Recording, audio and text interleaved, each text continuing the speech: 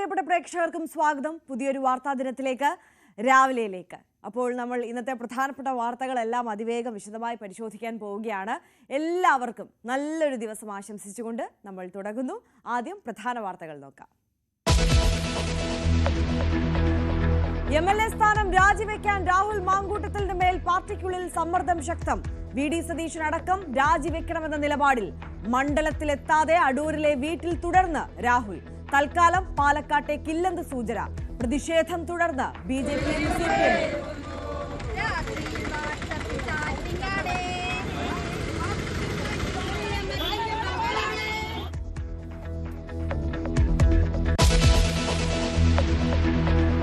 ധർമ്മസ്ഥലയിൽ നടക്കുന്നത് വൻ അട്ടിമറി നീക്കമെന്ന ആരോപണം. ശുചീകരണ തൊഴിലാളിയെ സംശയ നിഴലിൽ നിർത്തി അന്വേഷണം വഴിതെറ്റിക്കാനുള്ള ശ്രമമെന്ന ആക്ഷേപം.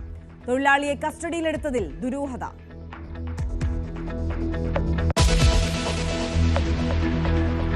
കോഴിക്കോട് 15 വയസ്സുകാരിയെ പീഡിപ്പിച്ച സംഭവത്തിൽ അന്വേഷണം ഇഴയുന്നതായി പരാതി.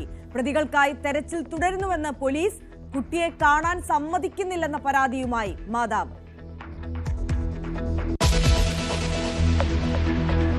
ഉപരാഷ്ട്രപതി തെരഞ്ഞെടുപ്പിൽ തെലുങ്ക് പാർട്ടികളെ ഒപ്പം നിർത്താനുള്ള ഇന്ത്യ സഖ്യത്തിന്റെ നീക്കത്തിന് തിരിച്ചടി. ഇന്ത്യ സഖ്യം ചർച്ച നടത്തിയില്ലെന്ന് BRS. അനുകൂല നിലപാട് അറിയിക്കാതെ YSR കോൺഗ്രസും.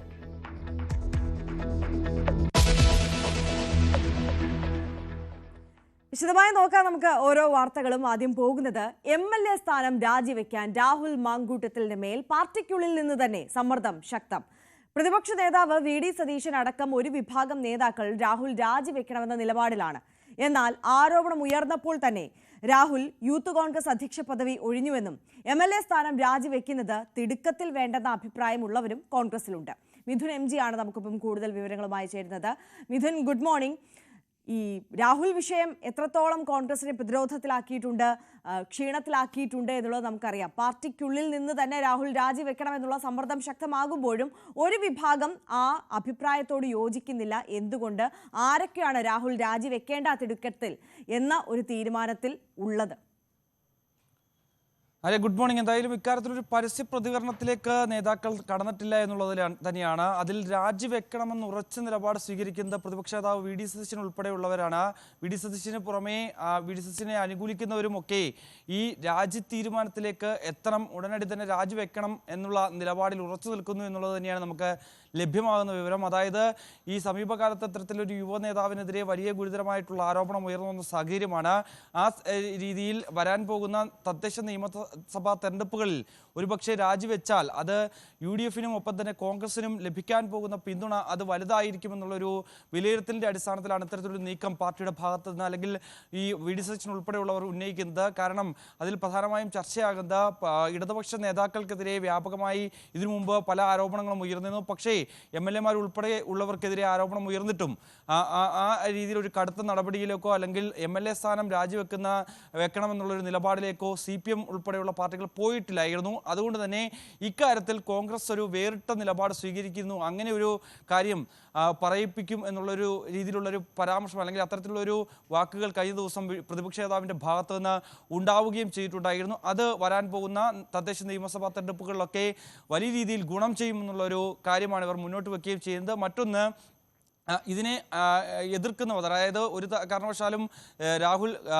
രാജിവെക്കേണ്ടതില്ല എന്ന മറുഭാഗത്തിൻ്റെ എതിർപ്പ് അത് ഭയം മൂലമാണ് എന്നുള്ള രീതിയിലുള്ള ചില കാര്യങ്ങൾ കൂടി പുറത്തു വരുന്നുണ്ട്. അതായത് ഒരുപക്ഷേ ഉടനെ രാജിവെച്ചാൽ പെട്ടെന്നൊരു ബൈ ഇലക്ഷൻ നടക്കാനുള്ള സാഹചര്യത്തിലേക്ക് BJP കാര്യങ്ങൾ എത്തിക്കും. അതുകൊണ്ട് തന്നെ അങ്ങനെ ഒരു ബൈ ഇലക്ഷൻ വന്നാൽ മണ്ഡലം കൈവിട്ടു പോകുന്ന തരത്തിലേക്ക് പോകും. അതുകൊണ്ട് തന്നെ രാജി എന്ന ആവശ്യത്തിൽ ഉറച്ചു നിൽക്കരുത്, രാജിവെക്കേണ്ടതില്ല എന്നുള്ളൊരു തീരുമാനമാണ് മറുവിഭാഗം ഉന്നയിക്കുക ചെയ്യുന്നത് എന്നുള്ളത് തന്നെയാണ് ഈ VD സതീശനെ അനുകൂലിക്കുന്നവർക്ക് പ്രധാനമായും ചൂണ്ടിക്കാണിക്കുകയും ചെയ്യുന്നത്. അതുകൊണ്ട് തന്നെ ഇക്കാര്യത്തിൽ ഒരു വേറിട്ട നിലപാട് സ്വീകരിച്ചാൽ അത് പാർട്ടിക്ക് തന്നെയാണ് ഗുണം ചെയ്യാൻ പോകുന്നത് എന്നുള്ളത് തന്നെയാണ് VD സതീശൻ ഉൾപ്പെടെയുള്ളവർ പറഞ്ഞു വെക്കുകയും ചെയ്യുന്നത്. എന്തായാലും UDF-ൽ ഇക്കാര്യത്തിലൊരു രാഹുൽ മാങ്കൂട്ടത്തിൽ രാജിവെക്കേണ്ടതില്ല എന്നുള്ളൊരു പൊതു അഭിപ്രായത്തിലേക്ക് എത്തിയത് നമ്മൾ കഴിഞ്ഞ ദിവസങ്ങളിൽ കണ്ടെയാണ്. ഷിബു ബേബി ജോൺ ഉൾപ്പെടെയുള്ളവർ മാധ്യമങ്ങളെ കണ്ടപ്പോഴും അതേ സമാനമായ രീതിയിലുള്ള പ്രതികരണമാണ് നടത്തിയത്. പക്ഷേ മുസ്ലിം ലീഗ് ഇക്കാര്യത്തിൽ ഒരു കൃത്യമായ നിലപാടോ അല്ലെങ്കിൽ ഒരു വിശദീകരണമോ ഇതുമായി ബന്ധപ്പെട്ട് നൽകിയിട്ടില്ല എന്നുള്ളത് തന്നെയാണ്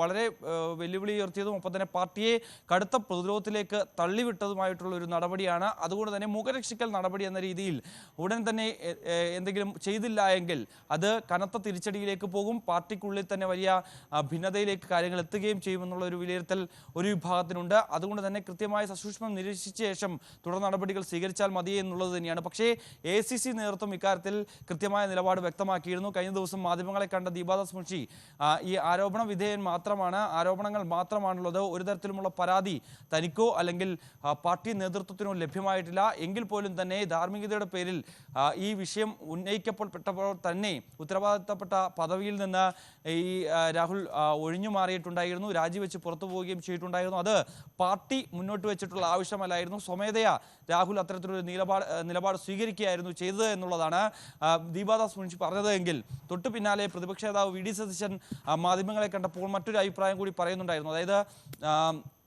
രാഹുലിനെ തള്ളാതെയും കൊള്ളാതെയും രീതിയിലുള്ള ഒരു പരാമർശമായിരുന്നു പ്രതിപക്ഷ നേതാവിൻ്റെ ഭാഗത്തുനിന്ന് ഉണ്ടായിരുന്നത്. അതായത് പാർട്ടി നടപടി തന്നെയാണ് ഇത്തരത്തിൽ രാജിവെപ്പിക്കാനുള്ള ഒരു തീരുമാനത്തിലേക്ക് എത്തിയത്. മറ്റ് നടപടികൾ ഈ MLA സ്ഥാനം രാജിവെക്കുന്ന അടക്കമുള്ള കാര്യങ്ങൾ കാത്തിരുന്ന് കാണാം എന്ന രീതിയിലുള്ള ചില വാക്കുകൾ കൂടി പ്രതിപക്ഷ നേതാവിൻ്റെ ഭാഗത്തുനിന്ന് ഉണ്ടായിരുന്നു. പക്ഷേ നമുക്കറിയാം എക്കാലത്തും രാഹുലിനെ പിന്തുണച്ചിട്ടുള്ള ഒരു വ്യക്തിയാണ് ഷാഫി പറമ്പിൽ.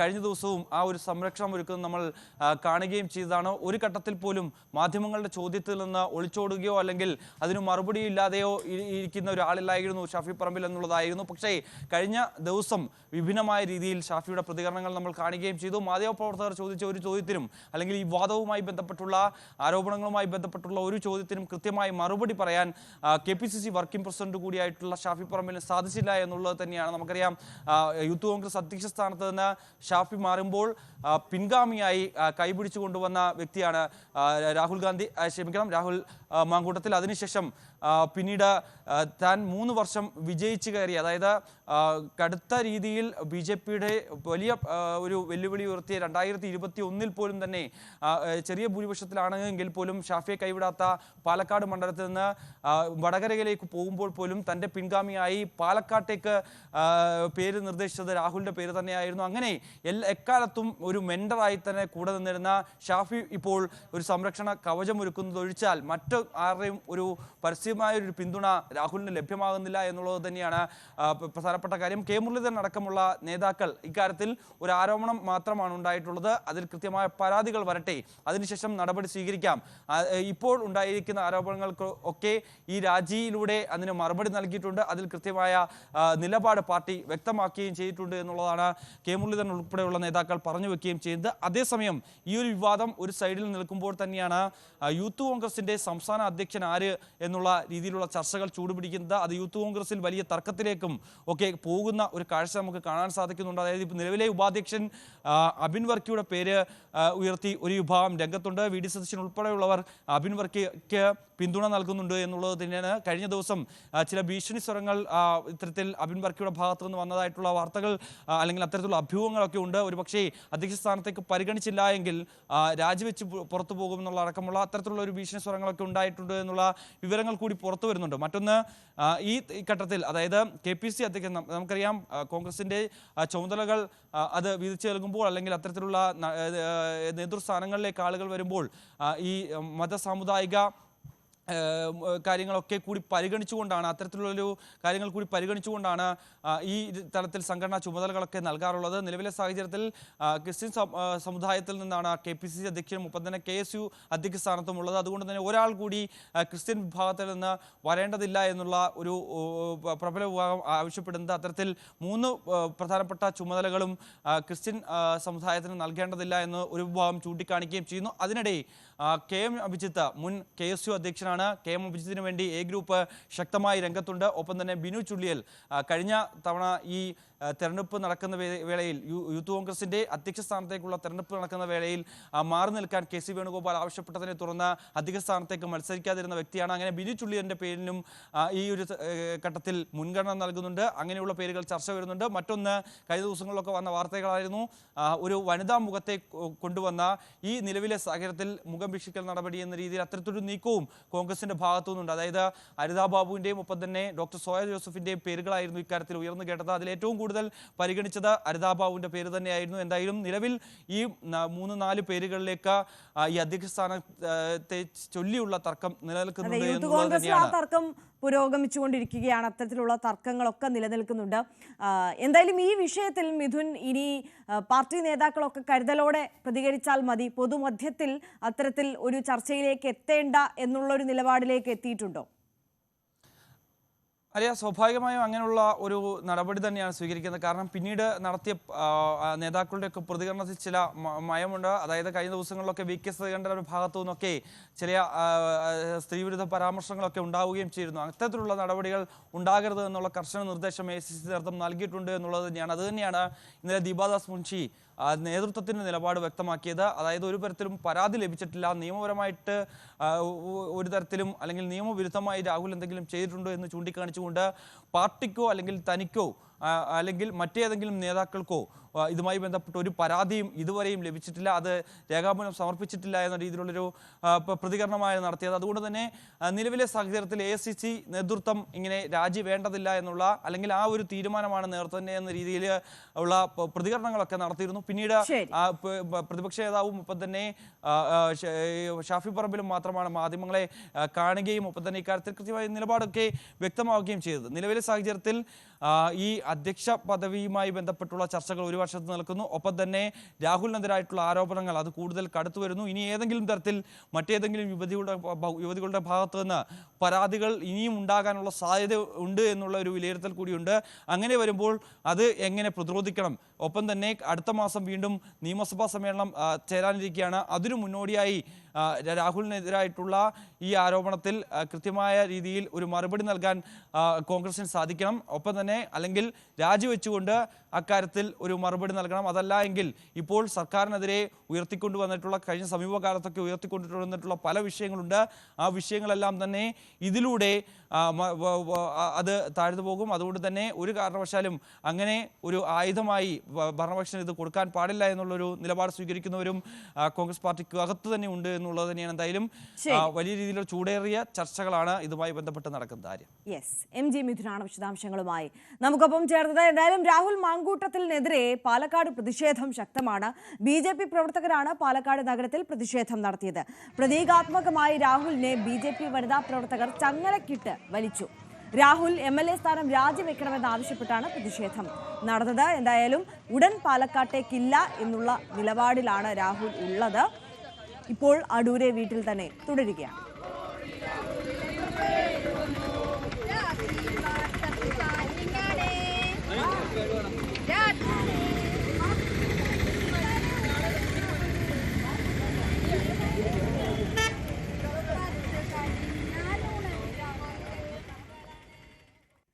മറ്റ് വാർത്തകളിലേക്ക് കൂടി കടന്നാൽ, ഉപരാഷ്ട്രപതി തെരഞ്ഞെടുപ്പിൽ തെലുങ്ക് പാർട്ടികളെ ഒപ്പം നിർത്താനുള്ള ഇന്ത്യ സഖ്യത്തിന്റെ നീക്കത്തിന് തിരിച്ചടി. ഇന്ത്യ സഖ്യം ചർച്ച നടത്തിയില്ലെന്നും കർഷകർ നേരിടുന്ന വളപ്രതിസന്ധി പരിഹരിക്കാൻ നടപടിയെടുക്കുന്നവർക്കൊപ്പം നിൽക്കുമെന്നുമാണ് BRSന്റെ നിലപാട്. YSR കോൺഗ്രസും അനുകൂല നിലപാട് അറിയിച്ചിട്ടില്ല. ER രാഗേഷ് കൂടുതൽ വിവരങ്ങളുമായി നാഷണൽ ഡെസ്കിൽ നിന്ന് നമുക്കൊപ്പം ചേരുകയാണ്. ER, very good morning. ഈ തെലുങ്ക് പാർട്ടികളെ ഒപ്പം നിർത്താം ഈ തെരഞ്ഞെടുപ്പിൽ എന്നുള്ള ഒരു പ്രതീക്ഷ ഇന്ത്യ സഖ്യത്തിനുണ്ടായിരുന്നു. പക്ഷെ ആ പ്രതീക്ഷയ്ക്ക് ഏത് ഘട്ടത്തിലാണ് തിരിച്ചടി നേരിടുന്നത്? Arya, good morning. CP രാധാകൃഷ്ണനും B സുദർശൻ റെഡ്ഡിയുമാണ് ഇന്ത്യ സഖ്യത്തിൻ്റെയും ഒപ്പം തന്നെ NDAയുടെയും ഉപരാഷ്ട്രപതി സ്ഥാനാർത്ഥികൾ. രണ്ടുപേരും പത്രിക സമർപ്പിച്ചു കഴിഞ്ഞു. ഇപ്പോൾ വിവിധ കക്ഷികളെ ഒപ്പം നിർത്താനുള്ള ശ്രമമാണ് രണ്ട് കക്ഷികളുടെയും, ഇന്ത്യ സഖ്യത്തിൻ്റെയും NDAയുടെയും ഭാഗത്തുനിന്ന് നടന്നുകൊണ്ടിരിക്കുന്നത്. CP രാധാകൃഷ്ണനെയാണ് ആദ്യം NDA ആണ് പ്രഖ്യാപിച്ചത്. അതൊരു രാഷ്ട്രീയ തീരുമാനമായിരുന്നു. ഒപ്പം തന്നെ DMKയെ ആശയക്കുഴപ്പം ഉണ്ടാക്കുക എന്ന ലക്ഷ്യം കൂടി സർക്കാരിനുണ്ടായിരുന്നു, BJPക്ക് ഉണ്ടായിരുന്നു. കാരണം DMK ഇന്ത്യ സഖ്യത്തിൻ്റെ പ്രധാനപ്പെട്ട കക്ഷിയാണ്. അപ്പോൾ തമിഴ്നാട്ടിൽ നിന്നുള്ളൊരു നേതാവ് വരുമ്പോൾ DMKയുടെ നിലപാട് എന്താകും, എന്തെങ്കിലും തരത്തിൽ മാറ്റമുണ്ടാകുമോ എന്ന ലക്ഷ്യമൊക്കെ തന്നെ BJPക്ക് ഉണ്ടായിരുന്നു. പക്ഷേ DMK ആദ്യം തന്നെ നിലപാട് പറഞ്ഞു. കേവലം തമിഴ്നാട്ടിൽ നിന്നുള്ള ആളായതുകൊണ്ട് പിന്തുണയ്ക്കില്ല, മറിച്ച് അതൊരു BJPയുടെ രാഷ്ട്രീയ തീരുമാനമാണ്. DMK ആകട്ടെ ഇന്ത്യ സഖ്യത്തിൻ്റെ അവിഭാജ്യ ഘടകമാണെന്ന് പറഞ്ഞുകൊണ്ട് അവർ ഇന്ത്യ സഖ്യത്തിനൊപ്പം നിൽക്കുമെന്ന് പ്രഖ്യാപിക്കുകയും ചെയ്തിരുന്നു. തുടർന്നാണ് B സുദർശൻ റെഡ്ഡി എന്ന് പറയുന്ന മുൻ സുപ്രീം കോടതി ജഡ്ജിനെ നിയമിച്ചുകൊണ്ട് അല്ലെങ്കിൽ പ്രഖ്യാപിച്ചുകൊണ്ട് ഇന്ത്യ സഖ്യവും സ്ഥാനാർത്ഥിയെ നിർത്തിയത്. അതിൽ ഉണ്ടായിരുന്ന പ്രധാനപ്പെട്ട നീക്കം തെലുങ്ക് പാർട്ടികളെ ഒപ്പം നിർത്തുക എന്നുള്ളതായിരുന്നു. കാരണം TDPക്ക് 18 അംഗങ്ങളുണ്ട് ലോക്സഭയിലും രാജ്യസഭയിലുമായി, BRSന് 4 അംഗങ്ങളുണ്ട്, YSR കോൺഗ്രസിന് 11 അംഗങ്ങളുണ്ട്. ഏതായാലും TDP നിലവിൽ NDAയുടെ ഭാഗമാണ്. ആ സർക്കാരിനെ നിലനിർത്തുന്നതിൽ പ്രധാനപ്പെട്ട പങ്ക് വഹിക്കുന്ന കക്ഷി കൂടിയാണ്. NDAയിലെ രണ്ടാമത്തെ വലിയ കക്ഷിയുമാണ്. TDP ആദ്യം തന്നെ ഏതായാലും NDAക്കൊപ്പമാണ്, ഇന്ത്യ സഖ്യത്തിൻ്റെ ഒപ്പമില്ല എന്നവർ പ്രഖ്യാപിക്കുകയും ചെയ്തതാണ്. മറ്റു 2 പാർട്ടികൾ YSR കോൺഗ്രസും BRSും, അതിൽ BRS ആണ് ഇപ്പോൾ ഇന്ത്യ സഖ്യത്തെ തള്ളിക്കൊണ്ട് എന്ന് പറയാവുന്ന രീതിയിൽ പ്രതികരണവുമായി രംഗത്ത് വന്നിരിക്കുന്നത്. കാരണം ഇന്ത്യ സഖ്യ നേതാക്കൾ പറയുന്നത് ഈ കക്ഷികളുമായെല്ലാം തന്നെ ചർച്ച നടത്തിയെന്നായിരുന്നു. പക്ഷേ KT രാമറാവു BRSന്റെ വർക്കിംഗ് പ്രസിഡന്റാണ്. അദ്ദേഹം സൂചിപ്പിച്ച കാര്യം ഇന്ത്യ സഖ്യത്തിലെ നേതാക്കളൊന്നും തന്നെ ഇതുവരെ ചർച്ച നടത്തിയിട്ടില്ല എന്നാണ് പറയുന്നത്. മാത്രവുമല്ല, ആർക്ക് പിന്തുണ നൽകുമെന്ന കാര്യത്തിൽ പ്രഖ്യാപനത്തിലേക്ക്, തീരുമാനത്തിലേക്ക് ഇതുവരെ പാർട്ടി എത്തിയിട്ടില്ല. കാരണം സംസ്ഥാനത്ത് വലിയ തോതിൽ കർഷകർ പ്രതിസന്ധി നേരിടുന്നുണ്ട്. യൂറിയ കിട്ടാതെ കർഷകർ വലയുകയാണ്. അതുകൊണ്ട് തന്നെ 20,000 മെട്രിക് ടൺ വളം ആവശ്യമുണ്ട്. അത് നൽകുമെന്ന് ആര് ഉറപ്പ് നൽകുന്നോ അവർക്കൊപ്പം നിൽക്കും എന്ന നിലപാടിലേക്ക് ഇപ്പോൾ BRS എത്തിച്ചേർന്നിരിക്കുകയാണ്. YSR കോൺഗ്രസ് ആകട്ടെ, രാജ്നാഥ് സിംഗ് ഇതിനോടകം തന്നെ ചർച്ച നടത്തി കഴിഞ്ഞു YSR കോൺഗ്രസ് നേതാക്കളുമായി. BJP വൃത്തങ്ങൾ സൂചിപ്പിക്കുന്ന YSR കോൺഗ്രസിന്റെ പിന്തുണ ഉണ്ടാകും എന്നുള്ളതാണ്. അവരും ഒരു അന്തിമ പ്രഖ്യാപനത്തിലേക്ക് വന്നിട്ടില്ല. പക്ഷേ അവസാനത്തോട് അടുക്കുമ്പോൾ അത് NDAക്ക് പിന്തുണയ്ക്കുമെന്നൊരു പ്രതീക്ഷ ഏതായാലും BJPക്കുണ്ട്. അങ്ങനെ നോക്കുമ്പോൾ അത് ഇന്ത്യ സഖ്യത്തിന് തിരിച്ചടിയാണ്. കാരണം ഇന്ത്യ സഖ്യം വിജയിക്കുമെന്നൊരു ഘട്ടത്തിലും പ്രതീക്ഷിച്ചിരുന്നില്ല. പക്ഷേ എങ്കിൽ പോലും പരമാവധി കക്ഷികളെ ഒപ്പം നിർത്താനുള്ള നീക്കം നടന്നിരുന്നു. ആ നീക്കത്തിനാണ് ഇപ്പോൾ ആന്ധ്രയിൽ നിന്നടക്കം അല്ലെങ്കിൽ തെലുങ്ക് നാടിൽ നിന്നടക്കം തിരിച്ചടി നേരിടുന്നതെന്നാണ് ഏറ്റവും പ്രധാനപ്പെട്ട കാര്യം. കാരണം നിലവിലെ അംഗബലം അനുസരിച്ച് ഈ പാർട്ടികൾ കൂടി പിന്തുണച്ചാൽ ഏതാണ്ട് 60% വോട്ട് നേടി വിജയിക്കാൻ കഴിയും NDAക്ക് എന്ന പ്രതീക്ഷയാണ്, അല്ലെങ്കിൽ CP രാധാകൃഷ്ണന്റെ പ്രതീക്ഷയാണ് ഇപ്പോൾ ഏതായാലും BJP നേതാക്കൾ പങ്കുവയ്ക്കുന്നത്. ആര്യ. യെസ്, ER രാഗേഷാണ് വിശദാംശങ്ങൾ പങ്കുവച്ചത്. ഉന്നതതല ചർച്ചകൾക്കായി പാകിസ്ഥാൻ വിദേശകാര്യമന്ത്രി ഇഷാഖ് ധർ ധാക്കയിലെത്തി. പാകിസ്ഥാൻ വിദേശകാര്യ ഉപദേഷ്ടാവ് തൗഹിദ് ഉസൈനുമായി ഇന്ന് കൂടിക്കാഴ്ച നടത്തും. ബംഗ്ലാദേശ് വിദേശകാര്യ സെക്രട്ടറി ആസാദ് ആലം സിയാം ധാക്കയിലെ ഹസ്രത് ഷാജലാൽ അന്താരാഷ്ട്ര വിമാനത്താവളത്തിൽ ധാറിനെ സ്വീകരിച്ചു. 2012 ശേഷം ഇതാദ്യമായാണ് പാകിസ്ഥാൻ വിദേശകാര്യ മന്ത്രി ധാക്കയിൽ എത്തുന്നത്. സപ്ലൈകോ സൂപ്പർ മാർക്കറ്റുകളിൽ നാളെ കേര വെളിച്ചെണ്ണ ലിറ്ററിന് 445 രൂപ നിരക്കിൽ ലഭിക്കും. ഒരു ദിവസത്തേക്കുള്ള പ്രത്യേക വിലക്കുറവാണിത്. വെളിച്ചെണ്ണയ്ക്ക് അനിയന്ത്രിതമായി വില ഉയർന്ന സാഹചര്യത്തിലാണ് ഈ നടപടി. ഡൽഹിയിലെ മുസ്ലിം ലീഗ് ദേശീയ ആസ്ഥാന മന്ദിരം ഇന്ന് പാണക്കാട് സയ്യിദ് സാദിഖ് അലി ശിഹാബ് തങ്ങൾ ഉദ്ഘാടനം ചെയ്യും. സോണിയാഗാന്ധി, സമാജ്വാദി പാർട്ടി നേതാവ് അഖിലേഷ് യാദവ് തുടങ്ങിയ ഇന്ത്യ സഖ്യത്തിലെ മറ്റ് ഉന്നത നേതാക്കളും രാഷ്ട്രീയ സാമൂഹിക മേഖലകളിലെ പ്രമുഖരും പങ്കെടുക്കും. 5 നിലകളിലായി പണിതുയർത്തിയ സമുച്ചയത്തിൽ ദേശീയ ഭാരവാഹികൾക്കുള്ള ഓഫീസുകൾ, മീറ്റിംഗ് ഹാളുകൾ, വർക്ക് സ്പേസുകൾ, ബോർഡ് റൂം, ഡിജിറ്റൽ സ്ക്രീനോട് കൂടിയ conference hall, public hall, dining area, പ്രാർത്ഥനാമുറി എന്നിവ ഒരുക്കിയിട്ടുണ്ട്. കോഴിക്കോട് നഗരത്തിൽ സ്വകാര്യ ബസ് ജീവനക്കാരൻ ഇരുചക്ര വാഹന യാത്രക്കാരായ ദമ്പതികളെ മർദ്ദിച്ചതായി പരാതി. കോഴിക്കോട് നരിക്കുനി റൂട്ടിൽ ഓടുന്ന ബിൽസാജ് ബസ്സിലെ ജീവനക്കാർക്കെതിരെയാണ് പരാതി. ജോലി കഴിഞ്ഞ് വീട്ടിലേക്ക് മടങ്ങവേ ദമ്പതികളെ അമിത വേഗത്തിൽ വന്ന ബസ് ഇടിച്ചു വീഴ്ത്താൻ ശ്രമിച്ചു. ഇക്കാര്യം ചോദ്യം ചെയ്തതിനെ ചൊല്ലി ബസ്സിലെ ജീവനക്കാർ ഇറങ്ങി മർദ്ദിക്കുകയായിരുന്നു എന്നാണ് ദമ്പതികളുടെ പരാതി.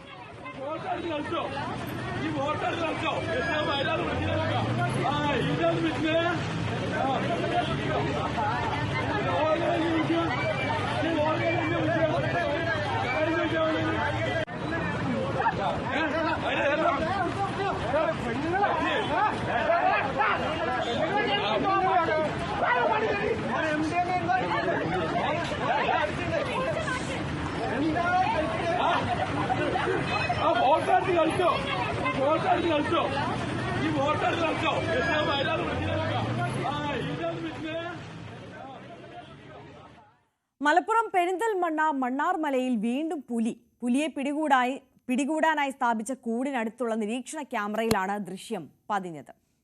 CV അനുമോദ് കൂടുതൽ വിവരങ്ങളുമായി നമുക്കൊപ്പം ചേരുകയാണ്. അനുമോദ്, ഈ പ്രദേശത്തെ ആശങ്ക ഒഴിയുന്നില്ലല്ലോ. എങ്ങനെയാണ് ഇപ്പോൾ അവിടുത്തെ ഒരു സാഹചര്യം? ഈ പുലിയെ പിടികൂടാനുള്ള ദൗത്യം അതെങ്ങനെ പുരോഗമിക്കും? ആര്യ, മണ്ണാർമല മേഖല മാസങ്ങളായി പുലിയുടെ ഭീതിയിലാണ്. അവിടെ പലവട്ടം പുലിയെ കണ്ട സാഹചര്യത്തിലാണ് ഇതിനെ പിടികൂടുവാൻ വേണ്ടി ഇരയെല്ലാം വെച്ച് കൂട് ഒരുക്കി വെച്ചത്. ഇതിനടുത്ത് തന്നെ നിരീക്ഷണ ക്യാമറയും സ്ഥാപിച്ചിട്ടുണ്ട്. ഈ ക്യാമറയ്ക്ക് സമീപത്തുകൂടെ 3 തവണയാണ് പുലർച്ചെ ഇന്ന് പുലി നടന്നുപോയ ദൃശ്യം പതിഞ്ഞിരിക്കുന്നത്. എന്നാൽ ഈ പുലിയെ പിടികൂടാൻ സ്ഥാപിച്ച കൂടിന് അടുത്തേക്ക് പുലി പോയതുമില്ല. ഇത്തരത്തിൽ പുലിയുടെ ഒരു സ്ഥിരം സഞ്ചാര പഥമായിട്ട് ഈ ഒരു മേഖല മാറിയിട്ടുണ്ട് എന്നുള്ളതാണ് പ്രദേശവാസികളെ സംബന്ധിച്ച് വലിയ ആശങ്ക നൽകുന്ന കാര്യം. ഈ പ്രദേശത്ത് നിരവധി കാടുപിടിച്ച മേഖലകളുണ്ട്. അവിടെയെല്ലാം തന്നെ പുലിയുടെ സാന്നിധ്യം പല സമയത്തായിട്ട് നാട്ടുകാർ കണ്ടതായിട്ട് പറയുന്നുണ്ട്. പലരും വാഹനത്തിൽ പോകുമ്പോൾ പുലിയെ കണ്ട് വീണ അപകടത്തിൽ പെട്ടിട്ടുമുണ്ട്. അത്തരത്തിൽ വലിയ ഒരു ആശങ്ക തന്നെയാണ് ഈ പുലിയുടെ കാര്യത്തിൽ ഈ മേഖലയിൽ നിലനിൽക്കുന്നത്. നേരത്തെ വനം മന്ത്രിക്ക് വരെ ഈ ഒരു പ്രദേശവാസികൾ ഇത് സംബന്ധിച്ചുള്ള പരാതി നൽകിയിരുന്നു. DFOയ്ക്കും ജില്ലാ കളക്ടർക്കും നൽകിയിരുന്നു. പക്ഷേ പുലിയെ പിടികൂടാൻ കൂട് സ്ഥാപിച്ചതല്ലാതെ മറ്റൊരു തരത്തിലുള്ള നടപടികളും ഇവിടെ ഉണ്ടായിട്ടില്ല. നാട്ടുകാരുടെ പ്രധാനപ്പെട്ട ആവശ്യം ഇവിടെ ഈ പ്രദേശം മുഴുവൻ അരിച്ചു പെറുക്കി ഇതിനെ മയക്കുവെടി വെച്ച് പിടികൂടാനുള്ള ഒരു കാര്യമാണ് അവർ മുന്നോട്ട് വയ്ക്കുന്നത്. എന്നാൽ ഇത് സംബന്ധിച്ച് വനംവകുപ്പിന്റെ ഭാഗത്തു നിന്നും അവർ ആവശ്യപ്പെടുന്ന സമീപനം ലഭിച്ചിട്ടില്ല എന്നതാണ് പ്രദേശവാസികളെ സംബന്ധിച്ച് വലിയ പ്രതിഷേധത്തിന് കാരണമായിരിക്കുന്നത്. വരും ദിവസങ്ങളിൽ ശക്തമായ പ്രതിഷേധത്തിന് ഒരുങ്ങുകയാണ് മണ്ണാറമല നിവാസികൾ. കാരണം മാസങ്ങളായിട്ട് പലതവണ ഈ പുലിയുടെ ദൃശ്യം ഈ ഒരു ക്യാമറയിൽ പതിഞ്ഞിട്ടും പുലി ആ മേഖലയിൽ സ്ഥിരമായിട്ടുണ്ട് എന്ന് വ്യക്തമായിട്ടും അതിനെ പിടികൂടുവാൻ സത്വര നടപടികൾ വനംവകുപ്പ് കൈക്കൊള്ളുന്നില്ല എന്ന് വ്യക്തമാക്കിയാണ് ഈ പ്രദേശവാസികൾ പ്രതിഷേധത്തിന് ഒരുങ്ങുന്നത്. ആര്യ. CV അനുമോദാണ് വിശദാംശങ്ങളുമായി നമുക്കൊപ്പം ചേർന്നത്. KSRTC പ്രേമികൾക്ക് വ്യത്യസ്തമായ അനുഭവം പങ്കുവയ്ക്കുകയാണ് തിരുവനന്തപുരം കനകക്കുന്നിൽ നടക്കുന്ന ഓട്ടോ എക്സ്പോയിൽ KSRTC സെൻട്രൽ വർക്ക്ഷോപ്പ് നടത്തുന്ന സ്റ്റോള്. ഒരു KSRTC ബസിന്റെ എല്ലാവിധ യന്ത്ര സാമഗ്രികളുടെ പ്രദർശനവും ഒപ്പം അവയുടെ പ്രവർത്തന രീതികളും വിശദീകരിക്കുന്ന സ്റ്റോൾ എക്സ്പോ സന്ദർശിക്കുന്നവർക്ക് ഒരു കൗതുക കാഴ്ചയാണ്. KSRTC ബസ് നമ്മൾ കണ്ടിട്ടുമുണ്ട്, അതിനകത്ത് യാത്ര ചെയ്തിട്ടുണ്ട്. പക്ഷേ ആ ബസ് എങ്ങനെയാണ് പ്രവർത്തിക്കുന്നതെന്ന് നമുക്കറിയില്ല. അത്തരം അറിവ് പൊതുജനങ്ങളിലേക്ക് പകർന്നു നൽകിയാണ് തിരുവനന്തപുരം കനകക്കുന്നിൽ നടക്കുന്ന മോട്ടോ എക്സ്പോയിലെ KSRTC നടത്തുന്ന സ്റ്റാളിൽ. അത്തരം കാഴ്ചകളിലേക്ക് നമുക്ക് നോക്കാം.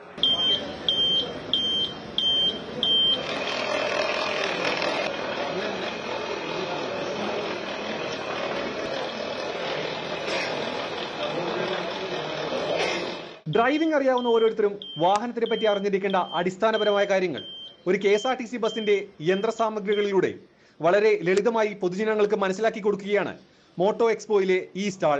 ഒരു KSRTC ബസിന്റെ 6 സിലിണ്ടർ ഡീസൽ എഞ്ചിനാണ് വണ്ടിപ്രേമികളുടെ പ്രധാന ആകർഷണം. കൃത്യമായി വർക്ക് ചെയ്യുന്ന എഞ്ചിൻ എങ്ങനെയാണ് വീലുകൾ കറക്കുന്നതെന്നടക്കം ഇവിടെ വിശദീകരിക്കും. ഇത് ടാറ്റയുടെ ഇല്ലൻ പമ്പ് മോഡൽ എഞ്ചിനാണ്. ഇത് വന്നിട്ട് ഇതിന്റെ പമ്പാണ്, ഡീസൽ പമ്പ്, FI പമ്പ് എന്ന് പറയും. ഇതിൽ 6 നോസിൽ കൊടുക്കാനുള്ള ഡെലിവറി പൈപ്പ് കൊടുക്കാൻ പറ്റും. ഈ 6 നിന്നും ഡെലിവറി പൈപ്പ് കൊടുത്ത് ഇതാണ് എൻ്റെ ആട്ടോമെസർ. ഇതിൽ നമ്മൾ കണക്ഷൻ കൊടുക്കും.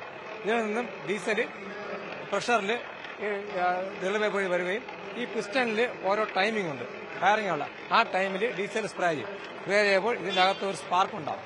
സ്പാർക്ക് ഉണ്ടായിട്ട് ആ സ്പാർക്ക് ഉണ്ടെങ്കിൽ ഒരു പവർ ഉണ്ടായി. ആ പവറിന്റെ സഹായത്തോടെ പിസ്റ്റൺ പുറത്തോട്ട് ചാടും.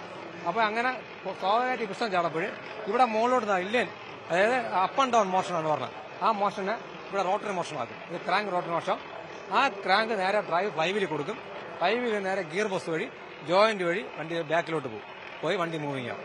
ഇത്തരത്തിൽ കറങ്ങുന്ന വീലുകളെ നിർത്തുന്ന ഹാൻഡ് ബ്രേക്ക് ഉൾപ്പെടെയുള്ള ബ്രേക്കിംഗ് സംവിധാനം, അവയുടെ പ്രവർത്തന രീതികളും കൃത്യമായി പറഞ്ഞു കൊടുക്കുന്നു. ഇതൊരു എയർ ബ്രേക്ക് സിസ്റ്റമാണ്. ഇത് നമ്മൾ KSRTC നമ്മളെ സെൻട്രൽ സ്റ്റാഫുകൾ ഒരു ടീമായിട്ട് ചെയ്ത സിസ്റ്റമാണ്. ഇത് വർക്കിംഗ് ആണ്, എയർ ബ്രേക്കിന്റെ വർക്കിംഗ് സിസ്റ്റമാണ്. ഇത് നമുക്കിപ്പോൾ പെഡൽ പിടിക്കാൻ പറ്റുന്നുണ്ട്, നമ്മൾ ഹാൻഡിൽ വെച്ചിട്ടുണ്ട്. ഇതാണ് DV വാൽവ്. നമ്മൾ ബസ്സിൽ നമ്മൾ ബ്രേക്ക് ചവിട്ടുമ്പോൾ ഇതിലാണ് നമ്മൾ പ്രഷർ കൊടുക്കുന്നത്. ഈ പ്രഷർ കൊടുക്കുന്നതനുസരിച്ച് ടാങ്കിലുള്ള എയർ ഇതിൽ നിൽക്കും. ഇതനുസരിച്ച് നമുക്കുള്ള ഈ ബ്രേക്കുകൾ വർക്കാവും. KSRTC ബസിന്റെ ഹോൺ, ഇൻഡിക്കേറ്റർ തുടങ്ങിയ മുഴുവൻ ഇലക്ട്രിക്കൽ വശങ്ങളും ഇവിടെ ഒരുക്കിയിട്ടുണ്ട്. ഇവയുടെ ശബ്ദമടക്കം ഉൾപ്പെടുത്തിയുള്ള മോഡൽ വഴി ഇവ എങ്ങനെ പ്രവർത്തിക്കുന്നു എന്നും ജീവനക്കാർ വിശദീകരിക്കും. ഇത് വണ്ടിയുടെ ഫുൾ വയറിംഗ് സിസ്റ്റമാണ്. ഇത് നമ്മൾ ബാറ്ററി കട്ട് ഓഫ് നിന്നാണ് തുടങ്ങുന്നത്. തുടങ്ങി സ്റ്റാർട്ടർ, ആൾട്ടർനേറ്റർ വെച്ചാണ് ബാറ്ററി നമ്മൾ തിരിച്ച് ബാറ്ററിയിലോട്ട് ചാർജ് ചെയ്യുന്നത്. ഇതെല്ലാം മീറ്ററുകളാണ്, ആംബിയർ മീറ്റർ, സ്പീഡോമീറ്റർ, ഇങ്ങനെ മീറ്ററുകൾ എല്ലാം നമ്മുടെ വണ്ടിയിലുള്ള എല്ലാ സിസ്റ്റവും വയറിങ് ഇതിൽ വരുത്തിയിട്ടുണ്ട്.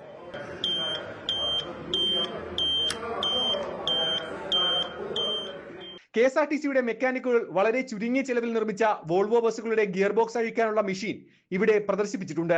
മൾട്ടിപർപ്പസ് ഗിയർ ബോക്സ് ലിഫ്റ്ററാണ് ഈ സാധനം. ഇതിൽ നമുക്കിപ്പോൾ സെറ്റ് ചെയ്തിരിക്കുന്നത് നമുക്ക് സ്കാനിയ ബസ്സുകളുടെ ഗിയർ ബോക്സ് ഉയർത്താനും താഴ്ത്താനും വേണ്ടിയിട്ടാണ് ഇതിപ്പോൾ യൂസ് ചെയ്തിരിക്കുന്നത്. ഇതിന്റെ മുകളിലത്തെ ബ്രാക്കറ്റ് നമുക്ക് മാറ്റുകയാണ് എന്നുണ്ടെങ്കിൽ ടാറ്റ, ലൈലൻഡ്, ഐഷർ എല്ലാ വാഹനങ്ങൾക്കും നമുക്ക് ഉപയോഗിക്കാൻ സാധിക്കും. നമ്മളിത് സെൻട്രൽ വർക്സ് പാപ്പറംകോട് സ്വന്തമായിട്ട് രൂപകൽപ്പന ചെയ്ത് ഡിസൈൻ ചെയ്തെടുത്ത സാധനമാണ്. ഇത് പുറത്തുനിന്ന് മേടിക്കാനാണെന്നുണ്ടെങ്കിൽ നമുക്ക് 5.25 ലക്ഷം രൂപ വില വരുന്നുണ്ട്. പക്ഷെ നമ്മളിത് സ്വന്തം പ്രയത്നം കൊണ്ട് ചെയ്തുകൊണ്ട് 37,000 രൂപയ്ക്ക് നമുക്കത് പൂർത്തീകരിക്കാനും ഇത് ഉപയോഗത്തിലാക്കാനും കഴിഞ്ഞ 1 വർഷം കൊണ്ട് ഇത് ഉപയോഗിച്ചുകൊണ്ടിരിക്കുകയാണ്. KSRTCയുടെ ബോഡിയും ടയറും ഒഴികെയുള്ള മറ്റെല്ലാ വശങ്ങളും മോട്ടോ എക്സ്പോയിലെ ഈ സ്റ്റാളിൽ കൃത്യമായി ഒരുക്കിയിട്ടുണ്ട്. KSRTCയുടെ പുത്തൻ ബസ്സുകൾ പരിചയപ്പെടുത്താൻ തിരുവനന്തപുരം കനകക്കുന്നിലൊരുക്കിയ മോട്ടോ എക്സ്പോയിൽ പുത്തൻ ബസ്സുകൾക്കൊപ്പം വ്യത്യസ്തമായ ഈ സ്റ്റാളും ജനശ്രദ്ധ ആകർഷിച്ചു കഴിഞ്ഞു. സാരംഗ് സുധാകരൻ, ന്യൂസ് 18, തിരുവനന്തപുരം. ഉത്രാട ദിനത്തിൽ ആറന്മുളയിൽ നടക്കുന്ന ഉത്രാടം തിരുനാൾ ജലോത്സവത്തിന് ലോഗോ പ്രകാശനം കേന്ദ്രമന്ത്രി സുരേഷ് ഗോപി നിർവഹിച്ചു. ഉത്രാടം തിരുനാൾ ഫൗണ്ടേഷന്റെ നേതൃത്വത്തിലാണ് സംഘടിപ്പിക്കുന്നത്. ഉത്രാടം തിരുനാൾ ഫൗണ്ടേഷന്റെ നേതൃത്വത്തിൽ ചെറുകോൽ, പുല്ലുപ്രം പള്ളിയോടങ്ങൾക്കായി നടത്തിയ വള്ളസദ്യയിലും കേന്ദ്രമന്ത്രി പങ്കെടുത്തു.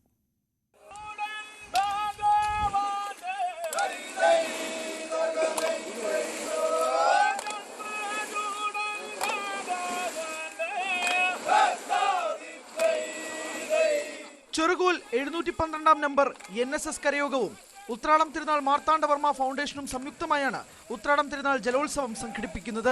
ജലോത്സവത്തിന്റെ ലോഗോ പ്രകാശനം കേന്ദ്രമന്ത്രി സുരേഷ് ഗോപി നിർവഹിച്ചു. ഉത്രാട ദിനത്തിൽ പമ്പാ നദിയിൽ നടക്കുന്ന ജലമേളയിൽ 15ഓളം പള്ളിയോടങ്ങൾ പങ്കെടുക്കും. ഉത്രാടം തിരുനാൾ മാർത്താണ്ഡവർമ്മ ഫൗണ്ടേഷന്റെ വകയായിട്ട് ചെറുകോൽ പള്ളിയോടത്തിന് 2012 ജൂലൈ 31 തീയതി ഒരു വള്ളസദ്യ വഴിപാട് നടത്തുകയും ഉത്രാടം തിരുനാൾ മാർത്താണ്ഡവർമ്മ മഹാരാജാവ് അന്ന് ചെറുകോൽ കരയിൽ എത്തുകയും ഉണ്ടായി. അദ്ദേഹം ചെറുകോൽ കരയോടുള്ള ബഹുമാനാർത്ഥം ചെറുകോൽ പള്ളിയോടത്തിന് രാജമുദ്ര സമ്മാനിക്കുകയും ചെയ്തു. ഉത്രാടം തിരുനാൾ ഫൗണ്ടേഷന്റെ നേതൃത്വത്തിൽ ചെറുകോൽ, പുല്ലുപ്രം പള്ളിയോടങ്ങൾക്കായി സമർപ്പിച്ച വള്ളസദ്യയിലും സുരേഷ് ഗോപി പങ്കെടുത്തു.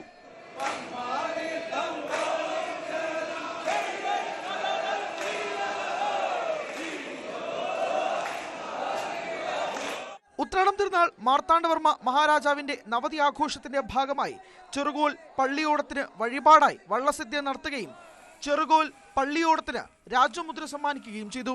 ഇതിന്റെ ഓർമ്മയ്ക്കാണ് ഉത്രാടം തിരുനാൾ വള്ളംകളി സംഘടിപ്പിക്കുന്നത്. ആറന്മുളയിലെ 52 കരകളിലെ പള്ളിയോടങ്ങളിൽ തിരുവിതാംകൂർ രാജമുദ്ര ലഭിച്ച ഏക പള്ളിയോടമാണ് ചെറുകോൽ പള്ളിയോടം എന്ന പ്രത്യേകതയുമുണ്ട്. ന്യൂസ് 18 പത്തനംതിട്ട. കേരളക്കര ഇന്നേ വരെ കാണാത്ത അതിഗംഭീര പൂജാ ചടങ്ങോടെ ക്യൂബ്സ് എന്റർടൈൻമെന്റ്സിന്റെ ബ്രഹ്മാണ്ഡ ചിത്രം കാട്ടാളന് തുടക്കമായി. ആന്റണി വർഗീസ് പെപ്പെ നായകനാകുന്ന ചിത്രം ക്യൂബ്സ് എന്റർടൈൻമെന്റ്സിന്റെ ബാനറിൽ ഷെരീഫ് മുഹമ്മദാണ് നിർമ്മിക്കുന്നത്. ക്യൂബ്സ് എന്റർടൈൻമെന്റ്സിന്റെ ബാനറിൽ മാർക്കോ എന്ന സൂപ്പർ ഹിറ്റ് ചിത്രത്തിന് ശേഷം ആന്റണി വർഗീസ് പെപ്പയെ നായകനാക്കി ഷെരീഫ് മുഹമ്മദ് നിർമ്മിക്കുന്ന നവാഗതനായ പോൾ ജോർജ് സംവിധാനം ചെയ്യുന്ന പുതിയ ചിത്രമായ കാട്ടാളൻ സിനിമയ്ക്ക് പ്രൗഢഗംഭീരമായ തുടക്കം. മലയാളം ഇന്നേ വരെ കാണാത്ത ബ്രഹ്മാണ്ഡ പൂജാ ചടങ്ങോടെയാണ് എറണാകുളം ചാക്കോളാസ് പവലിയനിൽ വെച്ച് നടന്ന ചടങ്ങിൽ ചിത്രത്തിന് ആരംഭം കുറിച്ചത്. സിനിമാ ലോകത്തെ ശ്രദ്ധേയരും മറ്റ് മഹനീയ വ്യക്തിത്വങ്ങളും സിനിമയിലെ അണിയറ പ്രവർത്തകരും മാധ്യമ സുഹൃത്തുക്കളും അടക്കമുള്ളവരുടെ സാന്നിധ്യത്തിലാണ് നിർമ്മാതാവ് ഷെരീഫ് മുഹമ്മദും കുടുംബവും അണിയറ പ്രവർത്തകരും ചേർന്ന് സിനിമയ്ക്ക് ഭദ്രദീപം കൊളുത്തിയത്. മലയാള സിനിമയുടെ യശസ് 10 മടങ്ങ് ഉയർത്തിയ ചടങ്ങിൽ ബാഹുബലി ഉൾപ്പെടെയുള്ള ബ്രഹ്മാണ്ഡ സിനിമകളുടെ ഭാഗമായ ചിറക്കൽ കാളിദാസൻ എന്ന ഗജകേസരിയാണ് അതിഥികളെ വരവേൽക്കാനായി സദസ്സിന്റെ കവാടത്തിൽ നിലയുറപ്പിച്ചത്. സംവിധായകൻ ബി ഉണ്ണികൃഷ്ണൻ, സിദ്ദിഖ്, ജഗദീഷ്, ബോളിവുഡ് താരം കബീർ ദുഹാൻ സിംഗ്, IM വിജയൻ, ആന്റണി പെപ്പെ, ഡയറക്ടർ ഹനീഫ് അദേനി, രജീഷ വിജയൻ, ഹനാൻ ഷാ, ബേബി ജീൻ, ഷറഫുദ്ദീൻ എന്നിവർ ചടങ്ങിൽ പങ്കെടുത്തു. ബിഗ് ബഡ്ജറ്റിൽ ഒരുങ്ങുന്ന കാട്ടാളൻ സിനിമയുടെ വലിപ്പം വിളിച്ചോതുന്നതായിരുന്നു പൂജാ ചടങ്ങ്. ആന്റണി വർഗീസ് പെപ്പെ നായകനായെത്തുന്ന ചിത്രത്തിൽ നായികയായെത്തുന്നത് രജീഷ വിജയനാണ്. മലയാളത്തിൽ നിന്നുള്ളവരും പാൻ ഇന്ത്യൻ താരങ്ങളുമടക്കം വലിയൊരു താരനിരയാണ് ചിത്രത്തിൽ ഒരുമിക്കുന്നത്. പാൻ ഇന്ത്യൻ താരങ്ങളായ സുനിൽ, കബീർ ദുഹാൻ സിംഗ് എന്നിവരെയും ജഗദീഷ്, സിദ്ദിഖ്, ആൻസൺ പോൾ, രാജ് തിരൺദാസു, ഷോൺ ജോയ് തുടങ്ങിയ ശ്രദ്ധേയ താരങ്ങളെയും റാപ്പർ ബേബി ജീനിനെയും ഹനാൻ ഷായിയെയും കിൽ താരം പാർത്ത് തിവാരിയെയും ചിത്രത്തിലേക്ക് സ്വാഗതം ചെയ്തുകൊണ്ട് അടുത്തിടെ പോസ്റ്ററുകൾ എത്തിയിരുന്നത് ശ്രദ്ധേയമായിരുന്നു. ചിത്രത്തിൽ പെപ്പെ തന്റെ യഥാർത്ഥ പേരായ ആന്റണി വർഗീസ് എന്ന പേരിൽ തന്നെയാണ് എത്തുന്നത്. Entertainment desk, news 18. മറ്റു വാർത്തകളിലേക്ക് എത്താം ഒരു ചെറിയ ഇടവേളയ്ക്ക് ശേഷം.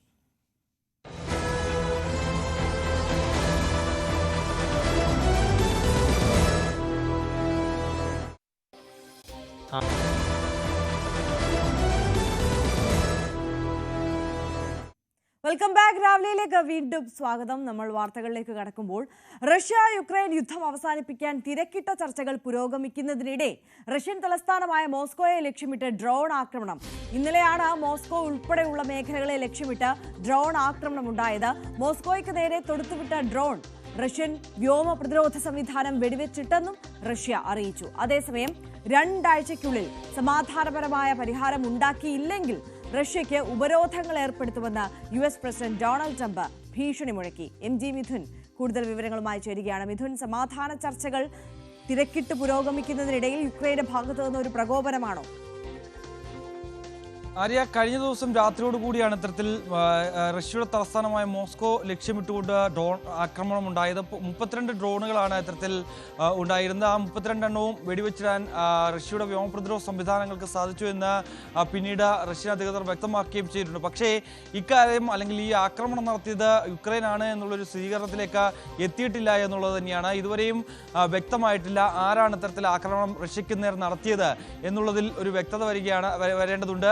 അതുമായി ബന്ധപ്പെട്ടുള്ള പരിശോധനകൾ നടക്കുകയാണ്. പക്ഷേ യുക്രൈൻ സാധാരണഗതിയിൽ ഏതെങ്കിലും തരത്തിൽ റഷ്യക്ക് നേരെ ഇതിനു മുമ്പും ഡ്രോൺ ആക്രമണങ്ങൾ നടത്തിയിട്ടുണ്ട്. ആ സമയത്ത് തങ്ങളാണ് ഈ ആക്രമണം നടത്തിയതെന്ന് വ്യക്തമാക്കുകയും ചെയ്തിട്ടുണ്ടായിരുന്നു യുക്രൈൻ. പക്ഷേ നിലവിൽ ഈ ആക്രമണത്തിൽ തങ്ങൾ ഉത്തരവാദിയല്ല എന്ന നിലപാടിലാണ് യുക്രൈൻ ഉള്ളത്. അതേസമയം റഷ്യ ഒരു കടുത്ത ആരോപണം യുക്രൈന് മേൽ ആരോപിക്കുന്നില്ല.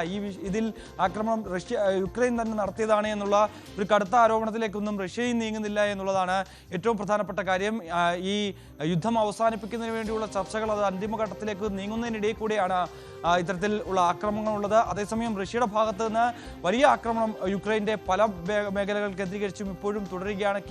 ഖർക്കീവ് അടക്കമുള്ള മേഖലയിൽ വീണ്ടും ഇത്തരത്തിൽ മിസൈലുകൾ വന്ന് പതിച്ചതായിട്ടുള്ള റിപ്പോർട്ടുകൾ പുറത്തു വരികയും ചെയ്തിട്ടുണ്ട്. നിരവധി പേർക്ക് പരിക്കേറ്റതായിട്ടുള്ള വിവരങ്ങൾ വരികയും ചെയ്യുന്നുണ്ട്. അതിനിടയിലാണ് ഇത്തരത്തിൽ മോസ്കോയെ ലക്ഷ്യമിട്ടുകൊണ്ട് ഡ്രോൺ ആക്രമണം ഉണ്ടാവുകയും ചെയ്ത് ഇതിൽ കടുത്ത ഭാഷയിൽ മറുപടി ഉണ്ടാകുമെന്നുള്ള കൂടിയിൽ ആരാണ് ഇതിന് പിന്നിലെങ്കിൽ അവർക്ക് കടുത്ത ഭാഷയിൽ തന്നെ അതേ നാണയത്തിൽ തിരിച്ചടി നൽകുമെന്ന് കൂടി റഷ്യ വ്യക്തമാക്കുകയും ചെയ്തിട്ടുണ്ട്. അതിനിടെ US പ്രസിഡന്റ് ഡൊണാൾഡ് ട്രംപ് പുതിയ ഒരു ഭീഷണിയുമായി രംഗത്ത് വരുന്ന സാഹചര്യമുണ്ട്. 2 ആഴ്ചയ്ക്കുള്ളിൽ ഈ യുദ്ധം അവസാനിപ്പിക്കുന്നതിന് വേണ്ടിയുള്ള നടപടികളിലേക്ക് കടക്കണം. ഇതുവരെയും ഈ പുടിനുമായി ട്രംപ് കൂടിക്കാഴ്ച നടത്തിയിരുന്നു.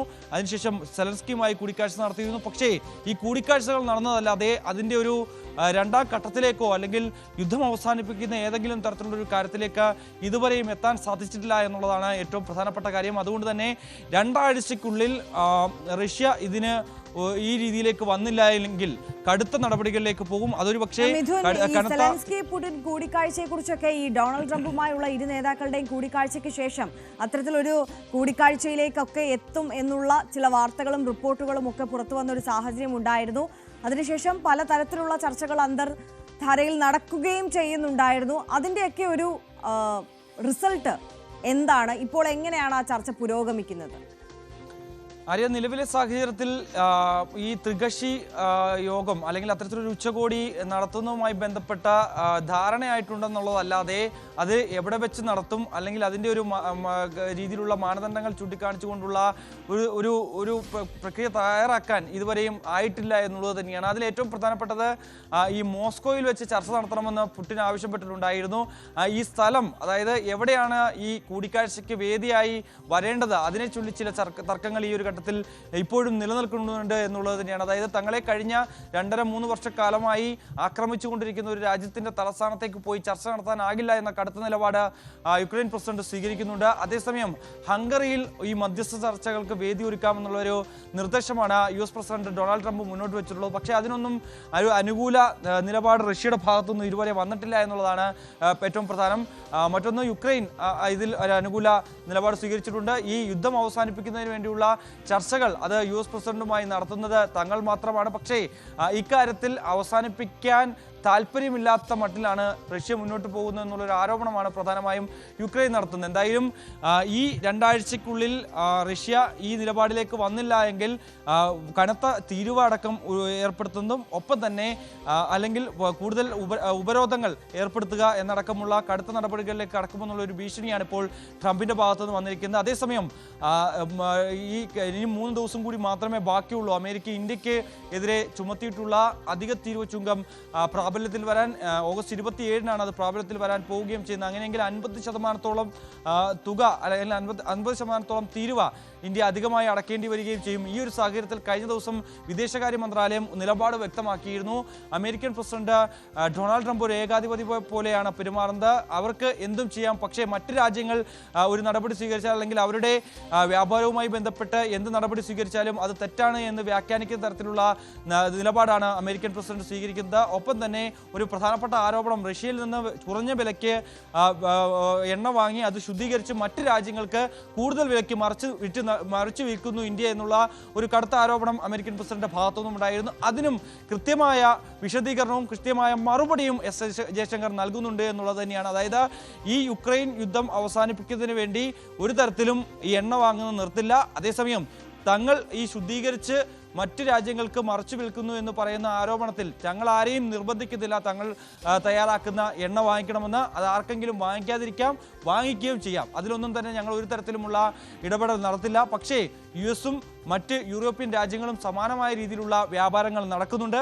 ഈ ഘട്ടത്തിൽ അങ്ങനെ അവർക്ക് ചെയ്യാമെങ്കിൽ എന്തുകൊണ്ട് തങ്ങൾക്ക് ചെയ്യാൻ കഴിയില്ല? തങ്ങളുടെ രാജ്യത്തിന് മേലുള്ള പരമാധികാരത്തിന് മേൽ കടന്നു കയറാൻ മറ്റൊരു രാജ്യത്തെ അനുവദിക്കില്ല എന്ന നിലപാട് ഒരിക്കൽ കൂടി ഇന്ത്യ വ്യക്തമാക്കുകയും ചെയ്യുന്നുണ്ട്. ഏറ്റവും ഒടുവിൽ പറഞ്ഞു വെച്ചത് ഈ US-ഉമായി ബന്ധപ്പെട്ടുള്ള വ്യാപാര കരാറുമായി ബന്ധപ്പെട്ടുള്ള ചർച്ചകൾ തന്നെയാണ്. അത് അന്തിമഘട്ടത്തിലേക്ക് നീങ്ങുന്നു എന്നുകൂടി അദ്ദേഹം പറയുന്നു. പക്ഷേ ഈ കാർഷികവുമായി ബന്ധപ്പെട്ടുള്ള ചില കാര്യങ്ങളിലാണ് അതിൽ നയതന്ത്രപരമായിട്ടുള്ള അല്ലെങ്കിൽ കൃത്യമായിട്ടുള്ള ഇടപെടൽ നടത്തി അതിലൊരു കരട് രേഖ തയ്യാറാക്കിയതിനു ശേഷം മാത്രമേ, അതിലൊരു കൃത്യമായ പദ്ധതി രൂപീകരിച്ചതിന് ശേഷമേ ഈ ഒരു അന്തിമ ധാരണയിലേക്ക് എത്തൂ എന്നുള്ളത് തന്നെയാണ്. അതേസമയം US പ്രതിനിധി സംഘം എത്തുമെന്നുള്ള വാർത്തകൾ ഉണ്ടായിരുന്നു. അത് സംബന്ധിച്ചും ഇപ്പോൾ അനിശ്ചിതത്വം തുടരുകയാണ്. എന്തായാലും റഷ്യ യുക്രൈൻ യുദ്ധവുമായി ബന്ധപ്പെട്ട ഇന്ത്യയും ഒരു തരത്തിൽ വലിയ പ്രതിരോധത്തിലുണ്ട് എന്നുള്ളത് തന്നെയാണ്. ഈ അമേരിക്കൻ പ്രസിഡന്റ് ഇതുമായി ബന്ധപ്പെട്ട് ഏർപ്പെടുത്തിയിട്ടുള്ള ഈ അധിക തീരുവ ചുങ്കം അത് 2 ദിവസത്തിനുള്ളിൽ പ്രാബല്യത്തിൽ വരുന്ന ഒരാശങ്ക, അതെങ്ങനെ ഇന്ത്യ മറികടക്കുമെന്നുള്ളതാണ്. അതിനിടെ യുദ്ധം അവസാനിപ്പിക്കാൻ വേണ്ടിയുള്ള ഇടപെടലും അതിശക്തമായി തന്നെ നടക്കുന്നുണ്ട്. ആര്യ, MG മിഥുനാണ് വിശദാംശങ്ങളുമായി ചേർന്നത്. വൈദ്യുതിയും വെള്ളവും ഇല്ലാതായതോടെ പ്രവർത്തനം തടസ്സപ്പെട്ട നിലയിലാണ് Idukki Munnar government higher secondary school. ശുചിമുറി ഉപയോഗിക്കണമെങ്കിൽ കുട്ടികൾ വെള്ളം ചുമന്നു പോകേണ്ട അവസ്ഥയാണിവിടെ. ലാബുകളുടെ പ്രവർത്തനവും തടസ്സപ്പെട്ടിരിക്കുകയാണ്.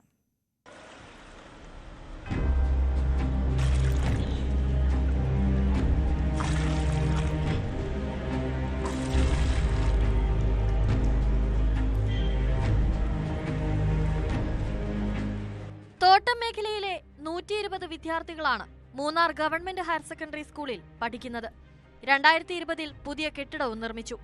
എന്നാൽ കെട്ടിടത്തിന് NOC ലഭിക്കാത്തതിനാൽ സമീപത്തെ ഹൈസ്കൂൾ വിഭാഗം കെട്ടിടത്തിൽ നിന്നും താൽക്കാലികമായി ഇവിടേക്ക് വൈദ്യുതി എടുക്കുകയായിരുന്നു. കൊല്ലത്ത് വൈദ്യുതാഘാതമേറ്റ് വിദ്യാർത്ഥി മരിച്ചതോടെ സംസ്ഥാനത്തുടനീളം സ്കൂളുകളിൽ സുരക്ഷാ പരിശോധന നടത്തിയിരുന്നു. ഇതേ തുടർന്നാണ് മൂന്നാർ സ്കൂളിലേക്കുള്ള താൽക്കാലിക വൈദ്യുതി ബന്ധം വിച്ഛേദിച്ചത്. നിലവിൽ ശുചിമുറിയിലേക്ക് പോലും വെള്ളം എത്തിക്കാൻ സാധിക്കുന്നില്ല. സമീപത്തെ വീട്ടിൽ നിന്നും വെള്ളം ഹോസ് മുഖേന എത്തിച്ച് പിന്നീട് ബക്കറ്റിലെടുത്ത് ഉപയോഗിക്കുകയാണ് ചെയ്യുന്നത്.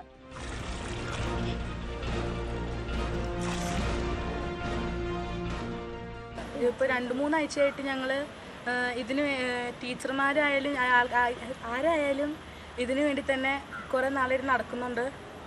പക്ഷേ വെള്ളമില്ല, കറണ്ടും ഇല്ല. ഇവിടുന്ന് ഗേൾസ് ആണെങ്കിൽ ഇവിടുന്ന് ബാക്കിൽ പോകണം റെസ്റ്റ് റൂമിലേക്ക്, ബോയ്സിനാണെങ്കിൽ ഇവിടെ പോകണം, അത് വെള്ളം എടുത്തോണ്ട് പോകണം.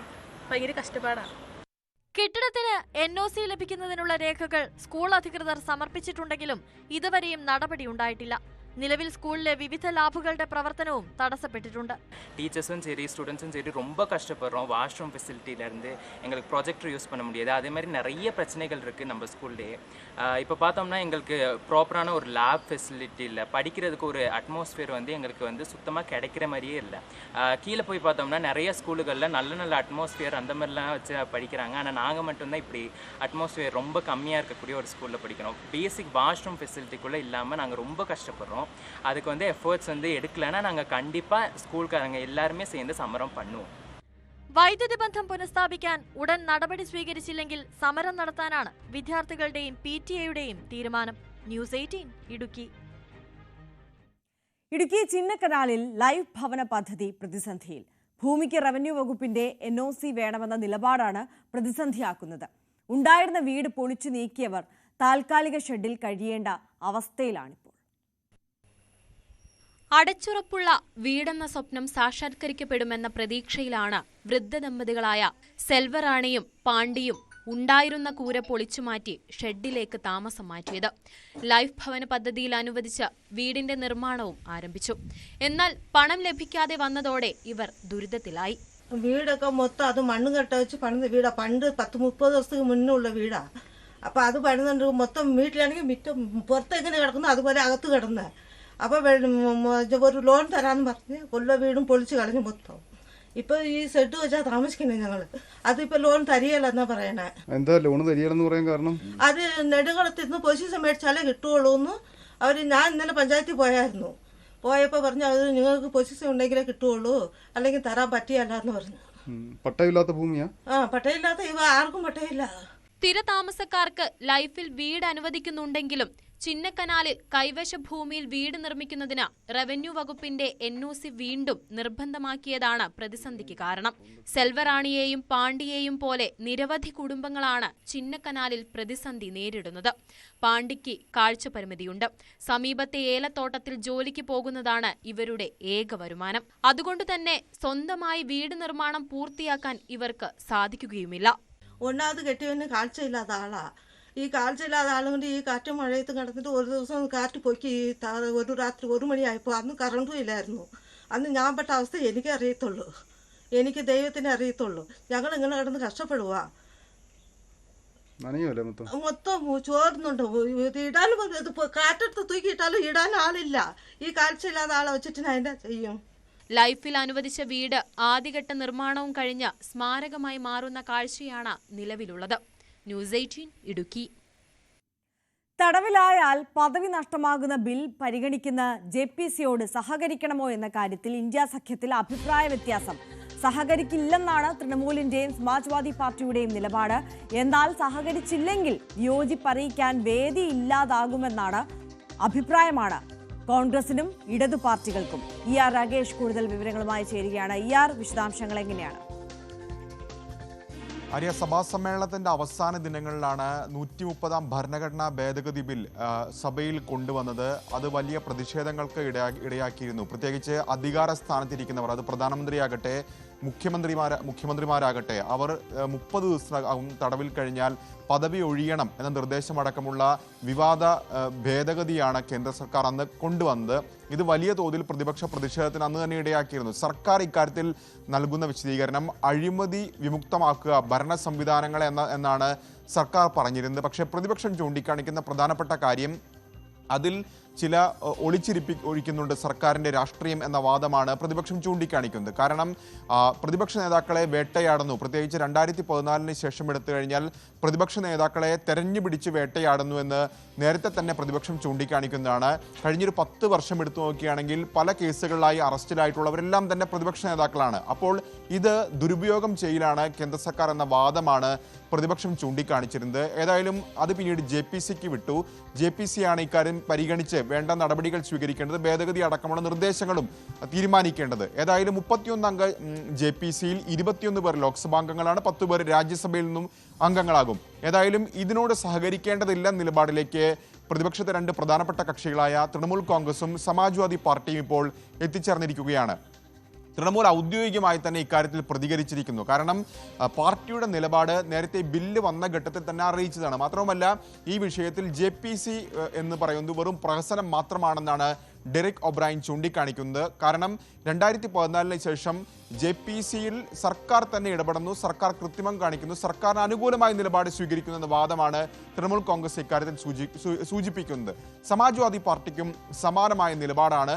പക്ഷേ പ്രതിപക്ഷ നിരയിൽ കോൺഗ്രസ്, ഒപ്പം തന്നെ CPM, RSP തുടങ്ങിയവർക്കൊക്കെ തന്നെ JPCയുടെ ഭാഗമാകണമെന്ന അഭിപ്രായമുണ്ട്. കാരണം JPCയുടെ ഭാഗമായാൽ മാത്രമേ ഈ കക്ഷികൾക്ക് അല്ലെങ്കിൽ പ്രതിപക്ഷത്തിന് അവരുടെ നിലപാട് വിശദീകരിക്കാൻ കഴിയൂ, അല്ലെങ്കിൽ പറയാനുള്ള വേദി പോലും നഷ്ടമാകുമെന്ന കാര്യം കൂടി അവർ ചൂണ്ടിക്കാണിക്കുകയും ചെയ്യുന്നുണ്ട്. ഏതായാലും ഈ കക്ഷികളെ അനുനയിപ്പിക്കാനുള്ള ചില നീക്കങ്ങൾ, പ്രത്യേകിച്ച് സമാജ്വാദി പാർട്ടിയുമായി ചർച്ച നടത്തും എന്ന പ്രതികരണത്തിലേക്ക് ഇപ്പോൾ ഏതായാലും കോൺഗ്രസ് എത്തിയിട്ടുണ്ട്. ഏതായാലും തൃണമൂൽ ആവർത്തിച്ച് വ്യക്തമാക്കുകയാണ് JPCയുടെ ഭാഗമാകില്ല എന്നുള്ളത്. ഏതായാലും അങ്ങനെ വരികയാണെങ്കിൽ ഒരുപക്ഷെ സർക്കാരിന്റെ പ്രതിനിധികൾ അല്ലെങ്കിൽ ഭരണപക്ഷത്തിനുള്ള പ്രതിനിധികൾ JPCയിൽ കൂടുതലായി ഇടം പിടിക്കാനും സാധ്യതയുണ്ട്. ആര്യ.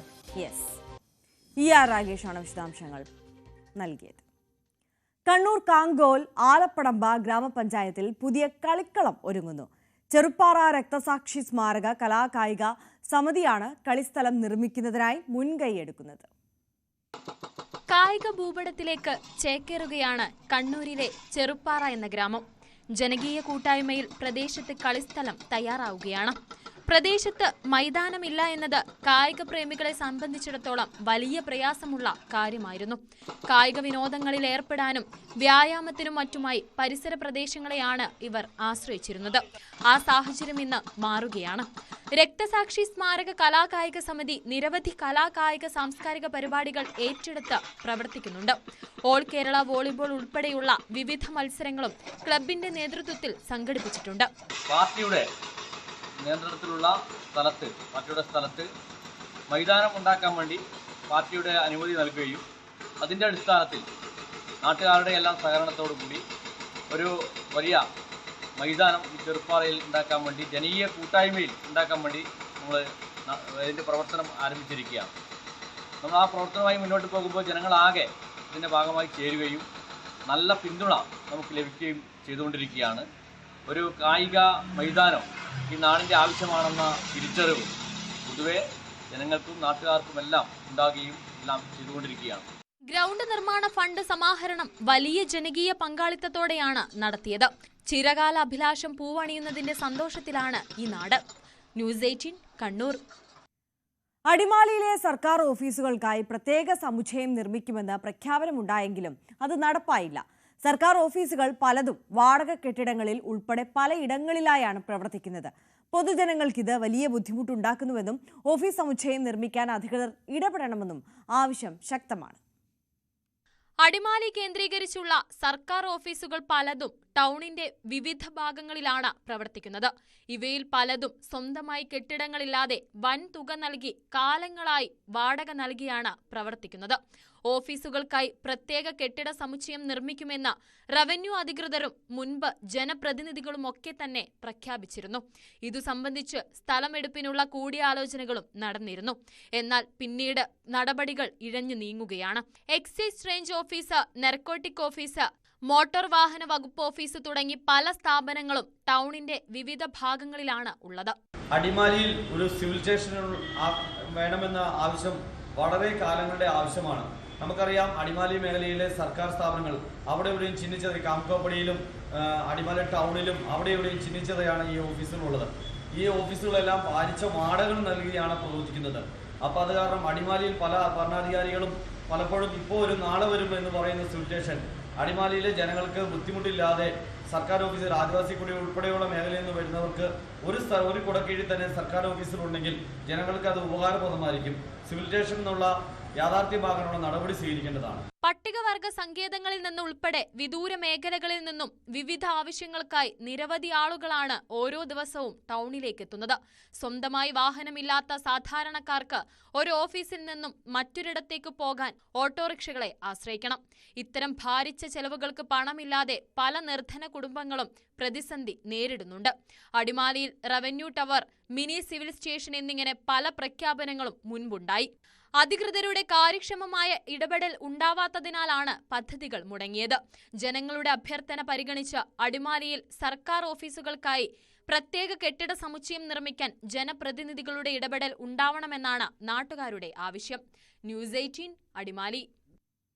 കൊല്ലത്തിന്റെ ഭരണസിരാ കേന്ദ്രത്തിലെത്തിയാൽ ഇനി ചുമരുകൾ ചരിത്രം പറഞ്ഞു തരും. ചിത്രകാരൻ ആശ്രാമം സന്തോഷാണ് ഈ ചിത്രങ്ങൾ ഒരുക്കിയിരിക്കുന്നത്. പടയണി എന്ന തെക്കൻ കേരളത്തിന്റെ അനുഷ്ഠാന കലയുടെ അടയാളപ്പെടുത്തൽ കൂടിയാണ് ഈ ചിത്രങ്ങൾ.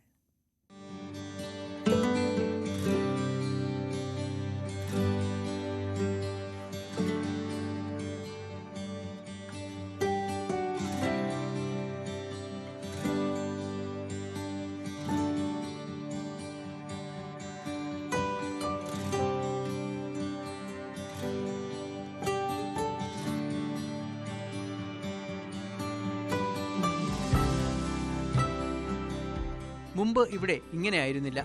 നോട്ടീസുകൾ പതിച്ച് വൃത്തികേടായ ചുമർ കണ്ടപ്പോൾ ജില്ലാ കളക്ടർ എൻ ദേവിദാസിന്റെ മനസ്സിൽ തോന്നിയ ആശയമാണ് ഈ കാണുന്നത്. ചുമരുകളിലൂടെ ചരിത്രം അറിയിക്കാനുള്ള ചുമതല ചരിത്രകാരനായ ആശ്രാമം സന്തോഷിന് നൽകി. അങ്ങനെയാണ് കളക്ടറേറ്റിലെത്തുന്നവർക്ക് കൊല്ലത്തിന്റെ ചരിത്രകാരന്മാരെയും ചരിത്രത്തെയും അറിയാൻ അവസരമൊരുങ്ങിയത്.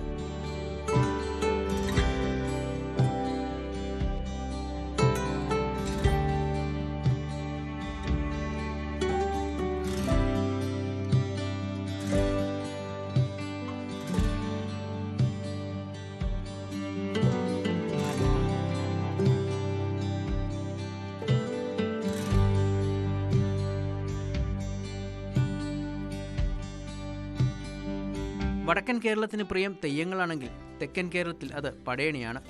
അനുഷ്ഠാന സ്വഭാവമുള്ള പടയണി എന്ന കലാരൂപത്തിൻ്റെ വർണ്ണവിസ്മയങ്ങളിലൂടെയാണ് ചിത്രങ്ങൾ ഒരുക്കിയത്. ആധുനിക ചിത്രരചനാ രീതിയിൽ പഴയകാല കലാരൂപങ്ങളെയും ചരിത്രകാരന്മാരെയുമെല്ലാം ചുമരുകളിൽ കാണാം. ആശ്രമം സന്തോഷിൻ്റെ നേതൃത്വത്തിൽ 4 ചരിത്രകാരന്മാരാണ് ചുമർ ചിത്രങ്ങൾ വരച്ചിരിക്കുന്നത്. അക്രിലിക് കളറും കൂടെ മിശ്രിതമാണ്, രണ്ടും കൂടെ ചേർത്തിട്ടാണ് ഇത് പെയിൻറ്റിങ്ങിൻ്റെ ഈ മീഡിയം ഉപയോഗിച്ചിരിക്കുന്നത്. അതിനുശേഷം ഇത് നിലനിൽക്കാൻ വേണ്ടി വാർണിഷ് ചെയ്ത് ഇത് കുറേ കൂടി ഭംഗിയാക്കും. അതോടൊപ്പം ഇവിടെ സ്ഥാപിച്ചിരുന്ന വേലുത്തമ്പി ദളവയുടെ ശില്പം അദ്ദേഹത്തിൻ്റെ ശില്പം നവീകരിക്കപ്പെട്ടിട്ടുണ്ട്. അദ്ദേഹത്തിന് പെയിൻറ്റിങ് മാറ്റി ആ ശില്പങ്ങൾ പൊക്കമുള്ളതാക്കി വളരെ ഭംഗിയായി തന്നെ നവീകരിച്ചിട്ടുണ്ട്. അതിൻ്റെ ഭാഗമായിട്ടാണ് ഫസ്റ്റ് ഫ്ലോറിൽ ദളവ ചരിത്രം തന്നെ നമ്മൾ ചെയ്തിരിക്കുന്നത്. എല്ലാ ആൾക്കാരും നല്ല പിന്തുണയാണ്. ആളുകളുടെ അഭിപ്രായത്തെ മാനിച്ചുകൊണ്ടാണ്, അവരുടെ അഭിപ്രായങ്ങൾ ലഭിച്ചതുകൊണ്ടാണ് കുറച്ചും കൂടി ഏരിയ നമുക്ക് ഇപ്പോൾ പെയിൻറ്റിങ് ചെയ്യേണ്ടതായിട്ട് വരുന്നത്. നമ്മുടേതായ ഒരു ശൈലി കൊണ്ടുവന്നിട്ടുണ്ട്. ഇത് എൻ്റെ ഒരു പെയിൻറ്റിങ് ശൈലിയാണ്, ഞാൻ തന്നെ ആവിഷ്കരിച്ച എൻ്റെ ചിത്രകലയുടെ ഒരു പെയിൻറ്റിങ് ശൈലിയാണ്. കളക്ട്രേറ്റിന്റെ പ്രധാന കവാടം കയറി വരുമ്പോൾ വേലുത്തമ്പി ദളവയുടെ വിവിധ യുദ്ധസന്ദർഭങ്ങളും കുണ്ടറ വിളംബരവും കാണാം. കൂടാതെ നിലവിലുണ്ടായിരുന്ന വേലുത്തമ്പി ദളവയുടെ പൂർണ്ണകായ പ്രതിമ അറ്റകുറ്റപ്പണികൾ നടത്തി ചായം തേച്ച് മനോഹരമാക്കി സ്ഥാപിച്ചിട്ടുണ്ട്. 1-ാം നിലയിൽ ഗാന്ധിജിയുടെ കൊല്ലം സന്ദർശനത്തിന്റെ വിവിധ ഘട്ടങ്ങൾ, ചിത്രങ്ങളിലൂടെ അറിവും ഒപ്പം ചിത്രകലയുടെ വേറിട്ട ആവിഷ്കാര രീതികളും ആണ് ഈ കാഴ്ചകളെ പുതുമയുള്ളതാക്കുന്നത്. ന്യൂസ് 18 കൊല്ലം. കാർഷിക സംരംഭങ്ങൾ പ്രോത്സാഹിപ്പിക്കുന്നതിനും തൊഴിൽ സാധ്യത സൃഷ്ടിക്കുന്നതിനും ലക്ഷ്യമിട്ട് വിവിധ പദ്ധതികളാണ് പട്ടാമ്പി പ്രാദേശിക കാർഷിക ഗവേഷണ കേന്ദ്രം ആസൂത്രണം ചെയ്യുന്നത്. ഇതിന്റെ ആദ്യ ഘട്ടം എന്ന നിലയിൽ സംരംഭകത്വം വികസന ശില്പശാലയ്ക്ക് തുടക്കമായി. കാർഷിക മേഖലകളിലെ സംരംഭങ്ങൾ വർദ്ധിപ്പിക്കാനും പുതിയ തൊഴിൽ മേഖലകൾ സൃഷ്ടിക്കാനുമാണ് ലക്ഷ്യം. ഇതിനായാണ് പട്ടാമ്പി കാർഷിക ഗവേഷണ കേന്ദ്രത്തിൽ സംരംഭകർക്കായി സംരംഭകത്വം വികസന പദ്ധതിക്ക് തുടക്കമിട്ടത്. പുതിയ അഗ്രി ക്ലിനിക്കുകൾ സ്ഥാപിക്കുന്നതിനും യുവാക്കൾക്ക് സംരംഭകത്വം നൽകുന്നതിനുമായി ബന്ധപ്പെട്ടാണ് ശില്പശാല. 5 ദിവസം നീണ്ടു നിൽക്കുന്നതാണ് പരിശീലനം. ABC പദ്ധതിയിൽ ഉൾപ്പെടുത്തിയാണ് പദ്ധതികൾ നടപ്പാക്കുക. കൃഷിയിലും അനുബന്ധ മേഖലകളിലും കർഷകർക്കും സംരംഭകർക്കും മികച്ച പ്രവർത്തനം കാഴ്ചവെക്കാൻ സഹായകരമാകുന്ന രീതിയിലാകും പരിശീലനം. പരിശീലനത്തിനെത്തുന്നവരുടെ ആവശ്യങ്ങൾ മനസ്സിലാക്കിയാണ് ശില്പശാല.